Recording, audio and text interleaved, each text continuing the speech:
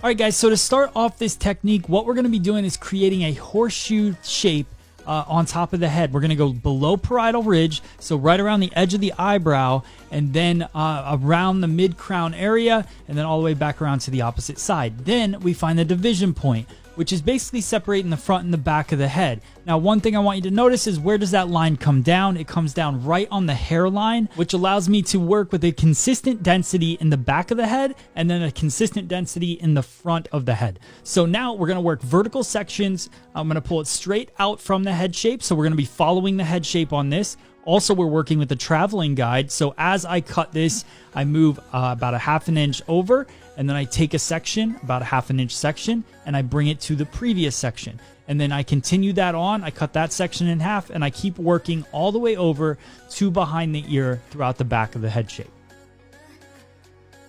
The other thing I want you to notice here is that my line stays pretty consistent. So from that round of the head at the very top, at that mid-crown area, I start cutting a consistent line all the way down, and then it's going to get longer because the head shape starts to curve under. So right at the occipital bone area where the head starts to curve down towards the nape, what happens is that hair is going to get longer and longer, which is what starts to create that mullety effect. Also, I'm doing a point cutting technique. The reason I'm doing that is because I want to create a ton of texture in this cut. I want that movement. I want the softness of it. Harsh lines could be fine, depending on the density. So if they had fine hair, maybe I would go a little bit harder with the lines, because hard lines and fine hair still look like texture. But in thick hair, I need to soften it up a little bit. I don't want it building up too much. So I go in with a point cutting technique. Notice how I'm going around the round of the head as I get to behind the ear. We're going to do some fun things when we get to that temple area, so that's where the haircut will change, but we're going to stay pretty consistent over the next few sections as we get over there.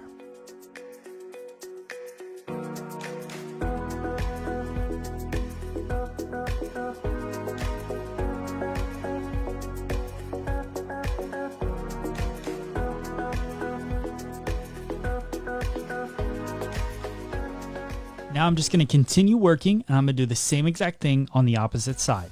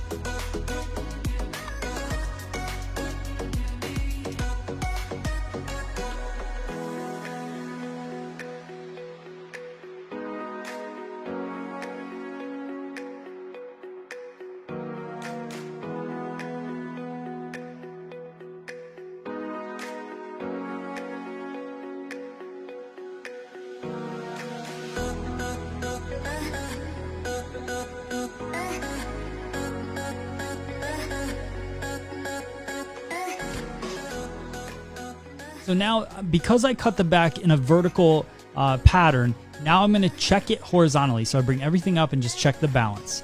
As I work into the sides, you're going to notice that my finger angle is going to shift into more of a concave layer, and I'm going to work all the way across. Now, I don't want to cut all the way to the baseline. So what I'm doing is I'm splitting this section in half. I'm keeping from the temple down disconnected.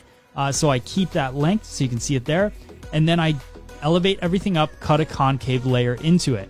Now I've got that length, which I'm going to show you guys what we do with it at the end. So I want to cut into the left side. I'm going to do the same exact thing, working that concave layering, working that point cutting, and then as I move over top of the ear, I'm going to disconnect that temple area.